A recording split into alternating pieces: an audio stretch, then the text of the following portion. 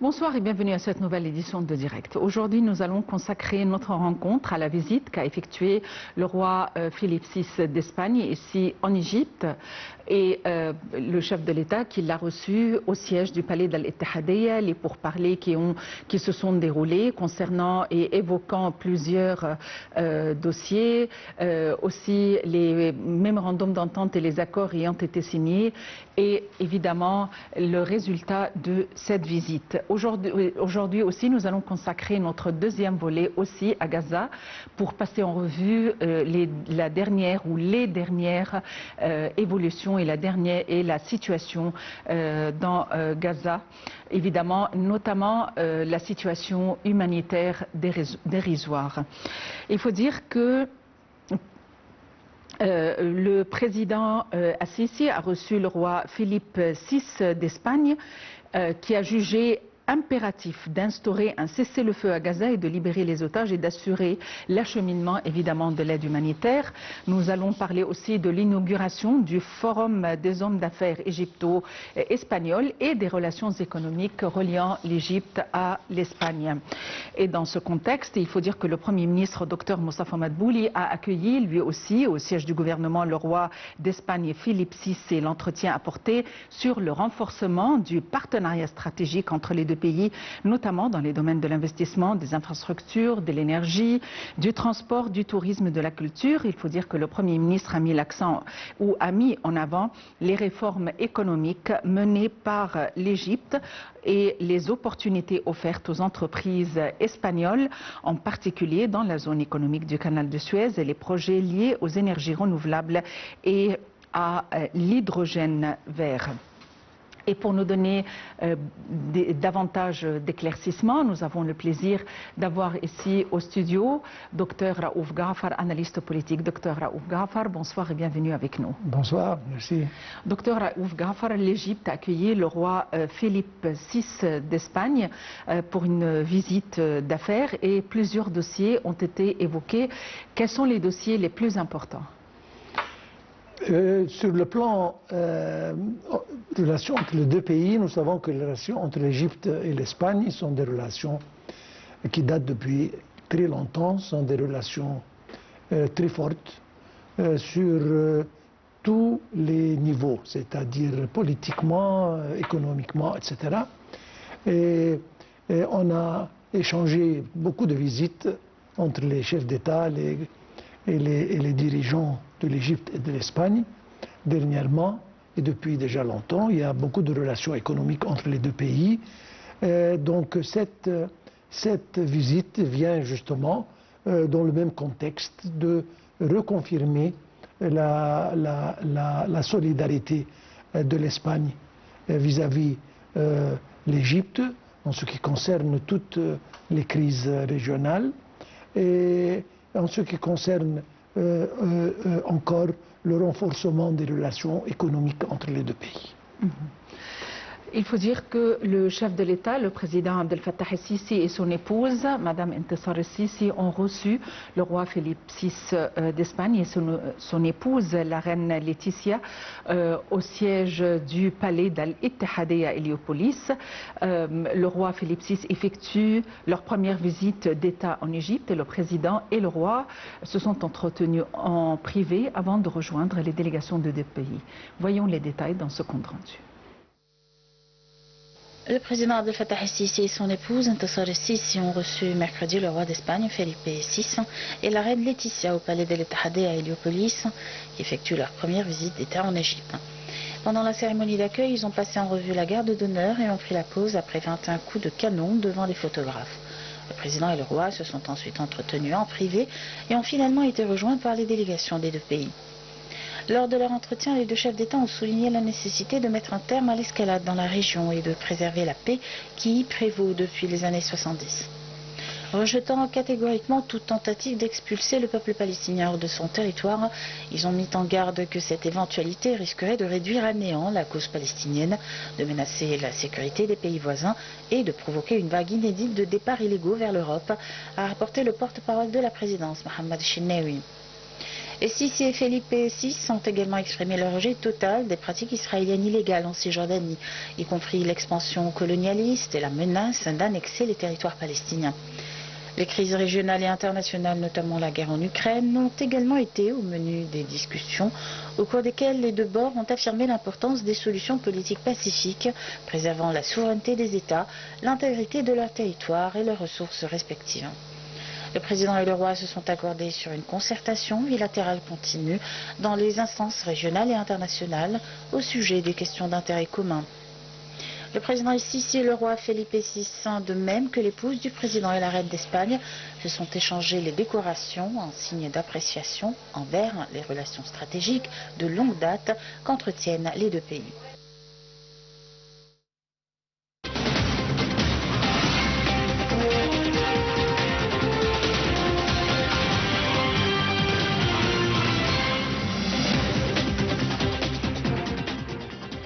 De retour au studio et avec notre invité, Dr Raouf Ghafar, analyste politique. Dr Raouf Ghafar, quels sont les points d'échange entre les deux pays, que ce soit au niveau de l'investissement ou au niveau économique? Bon, il y a déjà un échange économique. On espère que ça va grandir, mais entre les deux pays, l'Égypte exporte pas mal de produits, des fruits, des légumes, peut-être des produits, des engrais, de fer et acier, etc. Et en même temps, elle importe de l'Espagne une gamme de produits sur le plan automotif, sur le plan pharmaceutique, etc. Donc il y a déjà un échange raisonnable.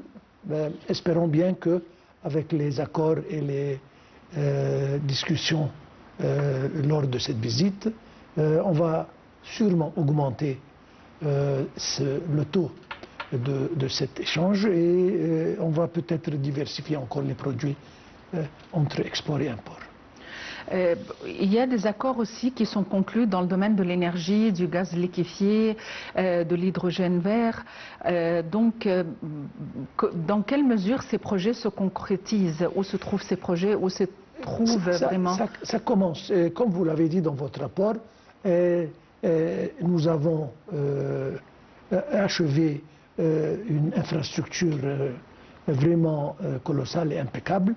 Et nous sommes, comme on a dit d'ailleurs à plusieurs reprises, nous sommes prêts à recevoir des partenaires et des investisseurs étrangers, dont certainement l'Espagne représente un des plus importants. Donc on a présenté la possibilité de leur investissement dans les zones économiques, particulièrement du canal de Suez, etc. Et je pense que, comme je viens de dire, il y a beaucoup de domaines dans lesquels l'Espagne est avancée, a une technologie. Donc on peut. Nous savons que l'Égypte se concentre sur les nouvelles énergies renouvelables, etc., l'hydrogène vert. Et je sais que l'Espagne a savoir-faire dans ce genre de production. Donc nous espérons que nous allons joindre les mains avec l'Espagne pour l'extension de ce domaine entre les deux pays. Il y a aussi des forums d'affaires égypto-espagnols organisés régulièrement qui facilitent les partenariats entre les deux pays. Dans quel domaine les accords d'échange ont été conclus? Bon, comme je viens de dire, oui, il y a une chambre qui comprend les hommes d'affaires des deux côtés. Donc il y a eu toujours des pourparlers et des discussions économiques entre les deux pays. D'ailleurs, il y a eu une session, je pense hier ou aujourd'hui. Ils vont conclure, sans doute, à mon opinion, ça va inclure beaucoup de coopération. Je pense dans les domaines de transport, dans le domaine machines de construction, dans le domaine automotif et dans plus d'autres domaines. Sur le plan encouragement de l'industrie en Égypte. L'Espagne aussi a sa position, a une prise de position vis-à-vis de la cause palestinienne et de Gaza. Et aujourd'hui, évidemment, ce sujet a été évoqué par les deux leaders, le président Sisi et le roi Philippe VI. Donc on aimerait jeter la lumière encore une fois sur la position de l'Espagne et les messages lancés par les dirigeants espagnols. Bon, les dirigeants espagnols ont exprimé leur point de vue très clairement. Ils sont complètement en agrément avec la position égyptienne, avec le point de vue égyptien. Et ils ont déclaré d'ailleurs, et aujourd'hui, sinon hier, l'Espagne a reçu le premier ambassadeur palestinien. Donc ça marque certainement un changement très important sur le plan politique européen, et nous espérons que beaucoup d'autres pays vont faire la même chose. Donc ça marque vraiment un changement drastique vers, espérons bien, une solution pacifique de la crise de Gaza. Ils sont certainement complètement contre l'évacuation et le déplacement du peuple de Gaza, et ils sont complètement contre les atrocités israéliennes qui sont menées à Gaza, et ça a été clairement, comme je viens de dire, exprimé, et nous sommes contents que l'Europe, voilà, ça a commencé par l'Espagne, commence à adopter justement les points de vue qui mènent à une solution juste pour le peuple palestinien. Emmanuel Macron, le président français, avait l'intention de reconnaître la Palestine vers la fin du mois de septembre, mais la France passe par des agitations, si on peut le dire, et des émeutes ces temps-ci. À votre avis, est-ce que vraiment il réussira vraiment à reconnaître la Palestine? J'espère bien. Les crises, les problèmes sont des problèmes, en France je parle, sont des problèmes internes qui ont affaire avec les immigrants, les expatriés. Ils ont affaire avec le SMIC, les salaires minimums, l'offre d'une vie meilleure pour les travailleurs français, etc. Donc je pense que ça c'est un problème qui a affaire avec la France économique, mais à mon opinion, d'ailleurs le président Macron a dit que durant l'Assemblée nationale, l'Assemblée générale je veux dire, de l'ONU, il va déclarer en principe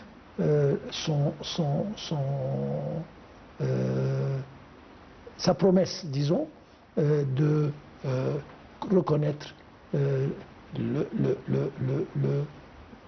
la Palestine comme un pays complet. Et il a voté d'ailleurs. Quel est le poids de cette reconnaissance?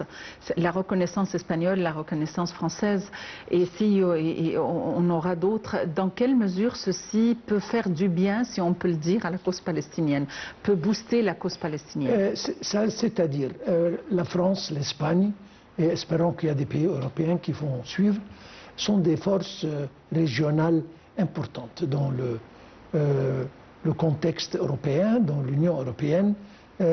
Les deux forces motrices sont l'Allemagne et la France. Donc la France représente une force déjà importante dans l'Union européenne. L'Espagne vient peut-être quatrième après l'Italie. Donc, quand toujours il y a un assemblement dont les membres importants adoptent une certaine direction, il y a certains pays qui suivent. Donc, non, ça a une importance. Ce n'est pas un pays à ignorer, c'est un pays grand. D'ailleurs, c'est un des 5 membres du Conseil de sécurité. Donc, ça a un poids international et ça a un poids régional dans l'Europe. Et puis, il y a beaucoup de pays africains, etc., qui sont liés à la France. Donc, oui, la France représente une force économique, bien qu'il y a des problèmes maintenant, même des problèmes économiques, mais ça reste toujours un pays qui a une très grande influence sur le plan européen, africain et ailleurs. Est-ce que ceci pourrait encourager d'autres pays à en faire de même? Absolument, absolument. Je pense qu'il y aura au moins une douzaine, peut-être plus, de pays qui vont suivre presque immédiatement. Et puis après ça, je pense que oui, il y aura un certain nombre de pays qui vont suivre. Et c'est toujours bien pour la cause palestinienne. Mais on a toujours vu les États-Unis qui appuient Israël et en fait ils ne s'occupent pas trop de la loi internationale, ne se soucient pas trop de la loi internationale, de la communauté internationale, des autres pays. Donc à votre avis, dans quelle mesure il y aurait un impact quelconque? C'est-à-dire le président Trump ne va pas vivre éternellement. Donc, si jamais il est derrière Israël catégoriquement, ça va changer d'ici quelques années, mais une fois qu'on reconnaît un pays, c'est toujours reconnu. Ça donne à la cause une importance, sinon dans le futur proche, mais dans l'avenir, certainement ça va changer. Et il y aura un président beaucoup plus modéré en Amérique qui va commencer à comprendre, pas nécessairement pour reconnaître la Palestine, mais quand on prend un pas pareil, par la France, l'Europe, etc., ça pose une certaine pression. Il y a certainement des relations entre l'Europe et Israël qui comptent pour Israël. Donc quand cette situation commence à changer, ça représente encore une fois un certain poids qui peut, si M. Netanyahou est remplacé, je pense que la personne qui va le suivre peut-être donnera un peu de poids. À votre avis, pourquoi est-ce que l'Espagne en particulier avait cette position claire et nette, pas seulement au niveau du gouvernement ou l'État, mais aussi de la population? Pourquoi l'Espagne en particulier? L'Espagne a été toujours un pays pacifique, un pays juste. Mais d'ailleurs, dans la guerre mondiale, l'Espagne était, c'est-à-dire neutre. C'est un peuple méditerranéen, un peuple qui, bien qu'il y ait beaucoup de cantons, etc., dans l'Espagne, mais c'est un pays qui a toujours visé vers la paix et qui a joué toujours un rôle régional pour la solution des problèmes. Et depuis des années, il a été toujours pro la cause palestinienne et il était derrière les Palestiniens. C'est pour ça que ça continue.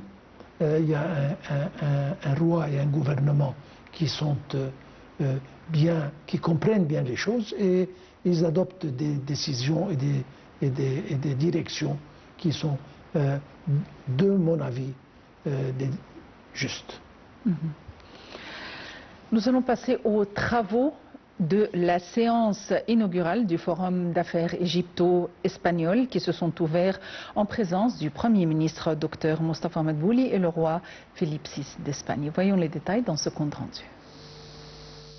Les travaux de la séance inaugurale du Forum d'affaires égypto-espagnol se sont ouverts en présence du Premier ministre Moustapha Madbouli et le roi Felipe VI d'Espagne. Dans son allocution, le ministre de l'Investissement et du Commerce extérieur, Hassan El-Khatib, a affirmé que le lancement du Forum d'affaires égypto-espagnol constitue un message clair en faveur d'un nouvel élan vers des perspectives plus larges dans les relations entre les deux pays. Il a indiqué que le volume des échanges commerciaux entre les deux pays ont atteint 3,1 milliards de dollars l'année dernière, tandis que le volume des investissements espagnols en Égypte s'élève à 900 millions d'euros. Le ministre de l'Investissement a également ajouté qu'il existe de solides efforts de coopération entre l'Égypte et l'Espagne, notamment dans les domaines des énergies renouvelables, de l'hydrogène vert et du dessalement de l'eau, en précisant que l'Égypte dispose d'opportunités prometteuses dans les secteurs de l'agriculture, de l'industrie et du tourisme. De son côté, le ministre espagnol des Affaires étrangères, José Álvarez, a affirmé que l'Égypte fait face à d'énormes défis en raison de la guerre dans la bande de Gaza. Il a également affirmé que les domaines de coopération entre l'Égypte et l'Espagne sont extrêmement prometteurs, en particulier dans le secteur des énergies renouvelables, soulignant que de nombreuses entreprises espagnoles peuvent opérer en Égypte, tout en offrant également des opportunités aux entreprises égyptiennes en Espagne. Lors de son discours à l'ouverture du forum, le Premier ministre Moustapha Madbouli a déclaré que le programme de réforme économique adopté par l'Égypte avait contribué à la réalisation des objectifs de développement fixés par l'État, réussi à attirer les investissements directs dans divers domaines et permis d'offrir un environnement favorable aux affaires. Madbouli a souligné la coopération entre les deux parties, égyptienne et espagnole, dans plusieurs domaines, notamment les projets de transport, la production d'énergie nouvelle et renouvelable, et l'assemblage et la fabrication du plasma, tout en évoquant le rôle de l'agence espagnole dans les domaines de l'irrigation et de l'eau. Lors de son discours au forum, le roi d'Espagne, Felipe VI, a déclaré que ce forum représentait une occasion de renforcer les partenariats économiques entre les deux pays. Il a également souligné qu'il existe plus de 60 entreprises espagnoles de premier plan, stables et actives en Égypte. Le roi d'Espagne a en outre affirmé que l'Égypte constitue un point de rencontre important entre l'Asie, l'Europe et l'Afrique et qu'elle joue donc un rôle économique majeur.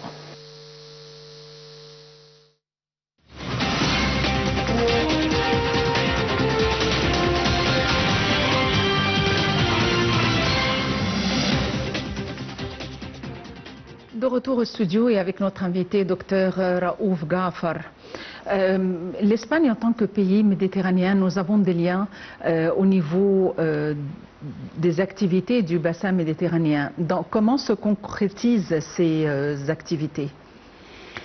Bon, le bassin méditerranéen, c'est un bassin important, surtout sur le plan commerce international. Donc, la partie est sous la direction égyptienne, canal de Suez et tout, et puis le Gibraltar de l'autre côté et encore l'Espagne. Et donc, nous sommes des deux côtés du bassin méditerranéen. Il y a eu toujours un lien entre les pays, même sur le plan Union européenne, il y a toujours des comités qui s'occupent des relations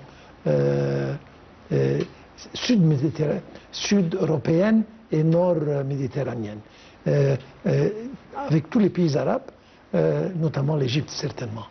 Et comme vous l'avez dit, ils vont se concentrer un tout petit peu plus sur l'eau, la désalinisation de l'eau, et d'autres projets qui ont à faire toujours avec un passage pacifique dans la Méditerranée. C'est-à-dire, si on compare les défis qui se présentent, par exemple, dans la mer Rouge, rien à comparer avec la situation dans le bassin méditerranéen, où tout le trafic, tout le transport, le passage, etc., est très, disons, pacifique et se passe très aisément. Il faut dire que les relations économiques qui relient l'Égypte et l'Espagne sont des relations très particulières et se sont considérablement renforcées au cours des dernières années avec une étape décisive franche en février 2025 lorsque les deux pays ont élevé le partenariat au niveau stratégique. Voyons les détails dans ce compte rendu de Rim Samir et Aïchel. Les relations économiques entre l'Égypte et l'Espagne se sont considérablement renforcées au cours des dernières années, avec une étape décisive franchie en février 2025, lorsque les deux pays ont élevé leur partenariat au niveau stratégique. Le commerce bilatéral représente plusieurs milliards d'euros par an. L'Espagne exporte vers l'Égypte des machines, des équipements de transport, des produits agroalimentaires et des technologies industrielles, tandis que l'Égypte fournit principalement du gaz naturel liquéfié, des produits chimiques, des textiles et des produits agricoles. Cette complémentarité favorise un équilibre dans les échanges et ouvre des perspectives d'expansion. Dans le domaine de l'énergie et des infrastructures, l'Espagne est un partenaire actif, notamment à travers la participation de ses entreprises à des projets liés aux énergies renouvelables, au transport ferroviaire et aux infrastructures portuaires. Ces coopérations contribuent à la modernisation de l'économie égyptienne et à la promotion du développement durable. Les forums d'affaires égypto-espagnols organisés régulièrement facilitent les partenariats dans de nouveaux secteurs tels que la logistique, la construction, les services financiers et les technologies numériques. Le tourisme constitue également un champ de coopération prometteur. Fort de son expertise, l'Espagne collabore avec l'Égypte pour valoriser le patrimoine archéologique et accroître l'activité touristique de la destination égyptienne sur le marché européen. À travers ce partenariat stratégique, le Caire et Madrid ambitionnent de bâtir un pilier économique solide en Méditerranée, au service de la stabilité, du développement et du rapprochement entre l'Europe et le monde arabe.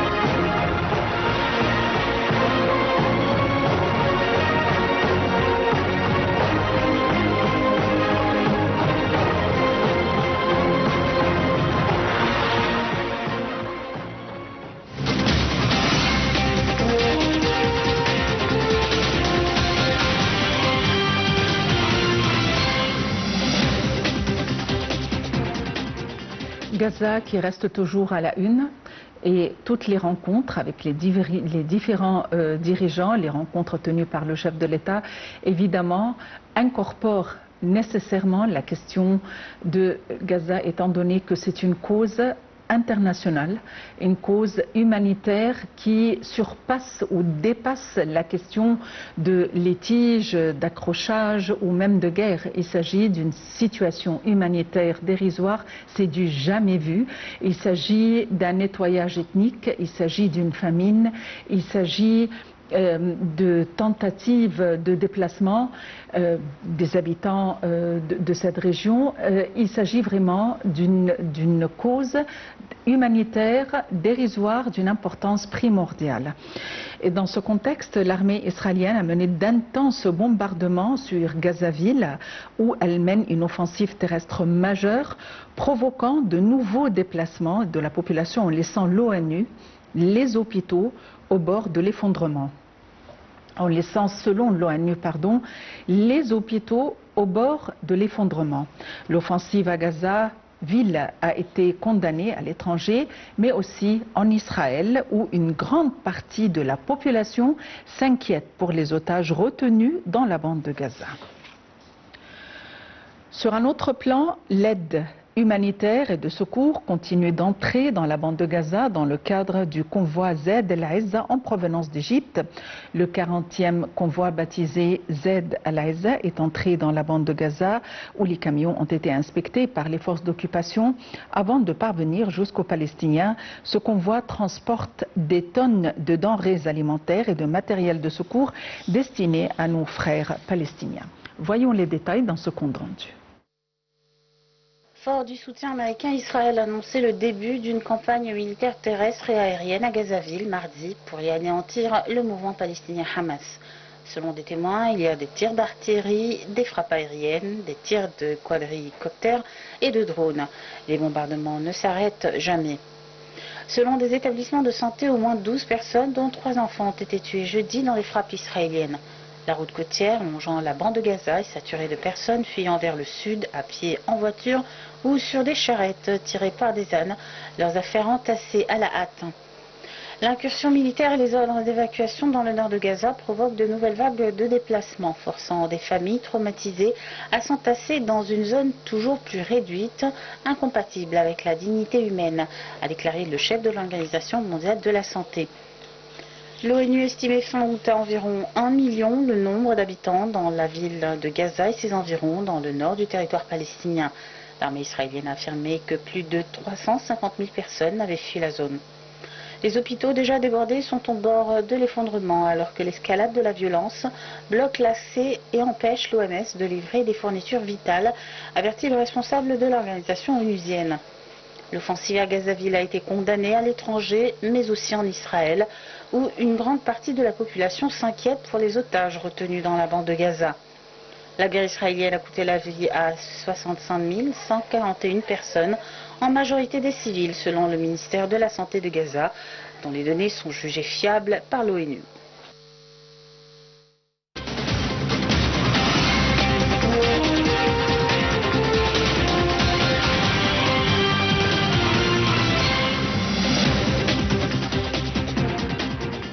Docteur Raouf Ghafar, l'armée israélienne a mené de nouveau des bombardements intenses sur la ville de Gaza ou sur Gazaville où elle mène une offensive terrestre majeure provoquant évidemment de nouveaux dégâts. Et selon l'ONU, les hôpitaux sont au bord de l'effondrement. Ceci arrive au moment où on tente de trouver une issue, où on parle de solutions, de tentatives de solutions, et à un moment où les dirigeants de Hamas avaient exprimer le souhait peut-être ou l'approbation de parvenir à un accord et de libérer les otages. Comment évaluez-vous la situation? Bon, je vais vous parler très franchement, mon point de vue personnel. Premièrement, je suis très inquiet de ce qui arrive, certainement, et je suis un peu étonné qu'il y ait quelque chose qui reste de la ville de Gaza. Je pense qu'il n'y a que des ruines dans la ville de Gaza. Alors, un bombardement, mais qu'est-ce qu'on bombarde? Je pense qu'il n'y a rien à bombarder. Une offensive terrestre, ça va, mais en principe, ça va. À mon propre opinion, moi je contemple 3 réalité, à mon opinion. Premièrement, c'est pour M. Netanyahou, c'est une affaire très personnelle.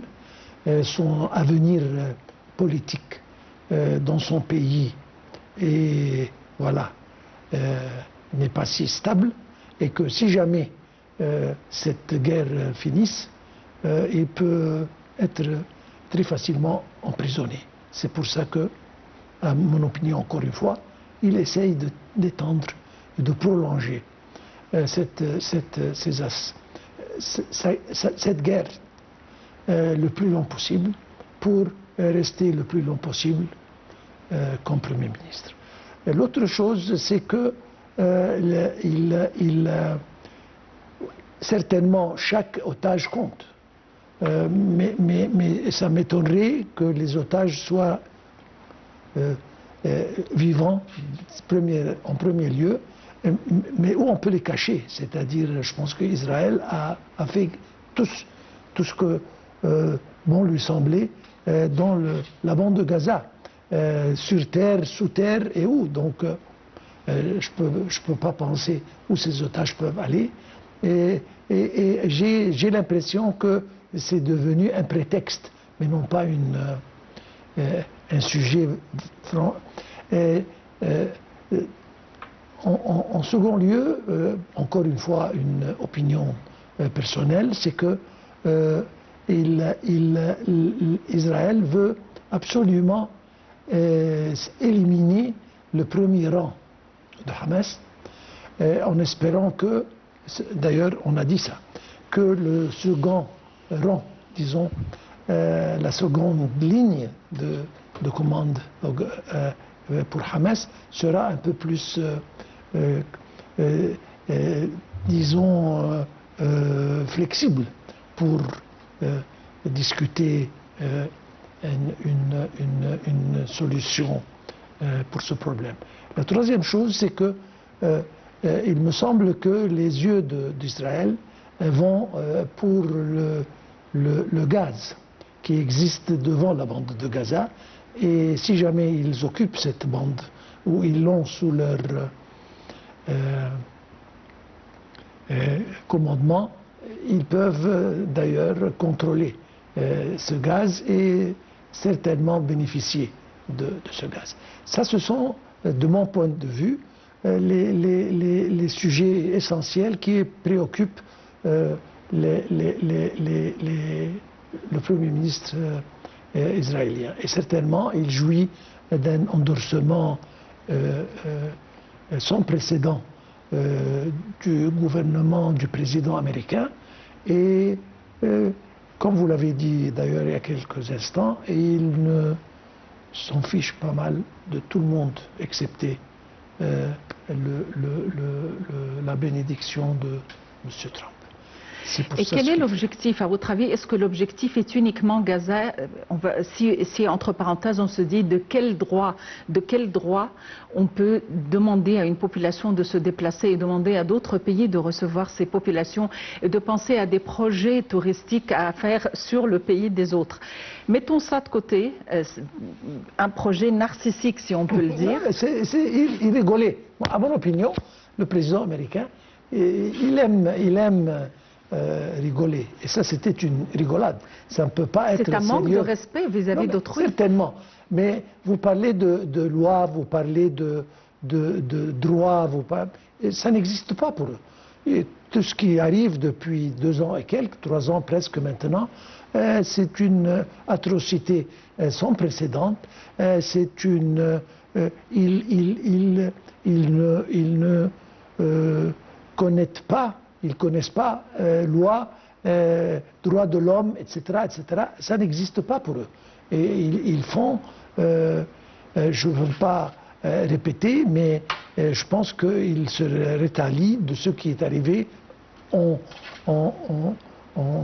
entend parler de l'Holocauste, etc. Je pense que ce qui arrive maintenant est 10 fois plus méchant et de ce qu'ils disent que c'est arrivé à leurs ancêtres. Alors, mais comment se fait-il que le monde soit aussi impuissant? Les instances internationales, telles le Conseil de sécurité de l'ONU, les Nations Unies, la Cour pénale internationale, mais aussi tous les pays du monde, est-ce que c'est par nonchalance, chacun se penche sur ses propres intérêts, ou est-ce que c'est par impuissance? Bon, intérêt, c'est le mot. On doit reconnaître l'Amérique, c'est la plus grande force sur le plan militaire, économique dans le monde.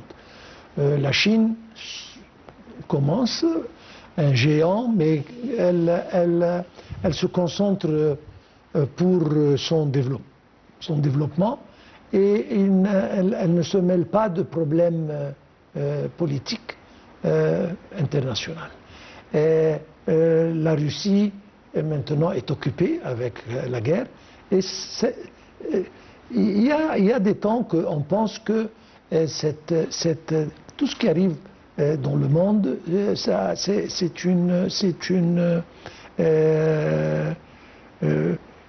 c'est un film, c'est-à-dire une mise en scène. Peut-être on a commencé la guerre entre l'Ukraine et la Russie pour que la Russie soit préoccupée dans cette affaire. La Chine et l'Inde, même Inde et, si vous vous rappelez, il y a quelques mois, il y avait des problèmes entre l'Inde et le Pakistan. Donc pour qu'ils s'occupent d'eux-mêmes et ils laissent les autres problèmes. Certainement, tous les pays ont des intérêts colossaux avec l'Amérique et ils ne veulent pas qu'ils soient en guerre avec l'Amérique, ou au moins contredire. Donc ils doivent garder des intérêts avec l'Amérique. Et c'est pour ça que c'est l'Amérique qui prend cet avantage et il donne le feu vert à Israël de faire ce que bon leur semble. Et comme vous avez dit, les intérêts viennent en précédence de toute autre chose. Malheureusement. Passons en revue la relation ou les relations reliant les pays du Golfe et les États-Unis. Comment peut-on les décrire à l'heure actuelle? Ça ne va pas plaire à beaucoup de monde, mais ils dépendent complètement sur l'Amérique dans leur vie, dans leur défense, de tous les points de vue. Ils sont des pays dépendants des États-Unis. Le seul pays qui peut sortir de cette équation, c'est peut-être l'Arabie Saoudite, parce qu'ils sont riches, ils ont des ressources, etc. Et ils peuvent un peu manipuler. Mais le Golfe, malheureusement, d'ailleurs nous avons vu, et c'est triste de dire ça, après ce qui est arrivé au Qatar, le Qatar a dit non, on ne va pas changer nos relations avec les États-Unis, ce sont nos amis, nos protecteurs, etc. etc. Alors non, on ne peut pas compter. Les pays du Golfe sont complètement hors. D'ailleurs, mais que craignent les pays du Golfe? Ils ont besoin de la protection des États-Unis et cette étape a été entreprise suite à l'invasion par l'Irak du Koweït, ou du Koweït par l'Irak. Et depuis, il y a des bases militaires dans les pays du Golfe. Mais que craignent-ils? Est-ce que c'est l'Iran? Non, à mon opinion, non. L'Iran ne représente pas une menace, surtout maintenant. Mais comme je viens de dire, ils sont liés avec les États-Unis. Pour leur économie, toutes leurs réserves sont investies dans les États-Unis, dans les banques américaines. Donc si jamais l'Amérique n'est pas contente, ces pays n'existent pas. Ils essayent maintenant, voilà, de disperser un tout petit peu leur surplus, mais 90% de leur économie dépendent sur les États-Unis, leurs réserves sont dans les États-Unis, leur argent sont dans les États-Unis, et ils n'osent pas fâcher l'Amérique. Donc il faut les compter complètement hors. Et si on parle dans les pays arabes, c'est l'Égypte qui prend la responsabilité. D'ailleurs, on a toujours pris cette responsabilité. Et les autres pays, voilà, à l'exception peut-être de l'Arabie Saoudite, sont complètement neutralisés. Vous comprenez? Sur le plan nord-africain, sur le plan alentour, Jordanie, Liban, Syrie, Irak, etc., ce ne sont pas des pays. Alors c'est pour ça que on ne peut pas compter. C'est très malheureux. Moi, je vous dis ça, je suis franchement très triste de l'intérieur. Quel est le message lancé quand les États-Unis ont osé cibler les dirigeants de Hamas sur le territoire qatari? Il y a là un message? Non, c'est un message, voilà, nous sommes là, nous faisons tout ce que nous voulons et vous n'avez qu'à accepter. Et même le président Trump a rigolé avec le Premier ministre qatarien quand il est là-bas. Il a dit, nous allons faire ça pour vous, votre mieux. On ne peut pas comprendre, mais c'est ce qu'il a dit, mot à mot. Et je ne sais pas quel est leur mieux, mais c'est ce qu'il a dit. Alors, non, eux, ils jouent. Et certainement, tous les pays du Golfe, très malheureusement, dans cette crise, ils n'ont aucun poids, malheureusement. Le comportement du président Trump dans ce deuxième mandat est vraiment bizarre.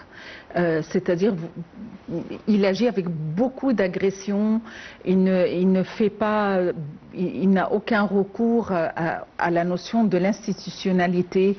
Il agit d'une manière trop individualiste, trop agressive. Il compte sur quoi ? Je ne comprends pas. Nous avons été, disons, sous l'impression que l'Amérique représentait la démocratie, voilà, personnifiée. Mais de ce que nous voyons, il n'y a pas de démocratie du tout. C'est le président Trump qui fait tout ce qu'il veut. Et comme vous l'avez dit, et puis que le Congrès, que le Sénat disent ou ne disent pas, il fait ce qu'il veut, n'est-ce pas? Et comme vous l'avez dit, c'est un entrepreneur, il regarde les choses comme achat et vente, et quel bénéfice il va faire. Il a commencé d'ailleurs par les douanes, et les taux de douane qui ont été élevés d'une façon ridicule dans beaucoup de pays, et puis rien d'eux a été imposé. Il ne fait que décaler, ce qui veut dire qu'il n'a pas étudié mais c'était un cow-boy, disons. Alors, je pense que et maintenant, il cherche à changer la Constitution américaine pour lui permettre d'avoir un troisième terme. Et ne pas se satisfaire avec le second seulement. Je pense que c'est le premier chef d'État américain à agir de la sorte, n'est-ce pas? Dans notre vie, oui.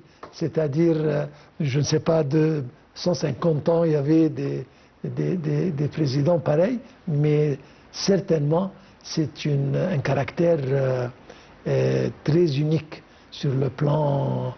Voilà. Et chaque jour, il y a une nouvelle... situation, une hostilité anecdote. Surtout, c'est de l'agression, de l'hostilité. C'est-à-dire, hostilité, non seulement ça, mais il fait des gaffes partout. Même maintenant, quand il visite l'Angleterre, gaffe après gaffe, et il devient ridiculisé par toutes les agences de nouvelles, etc.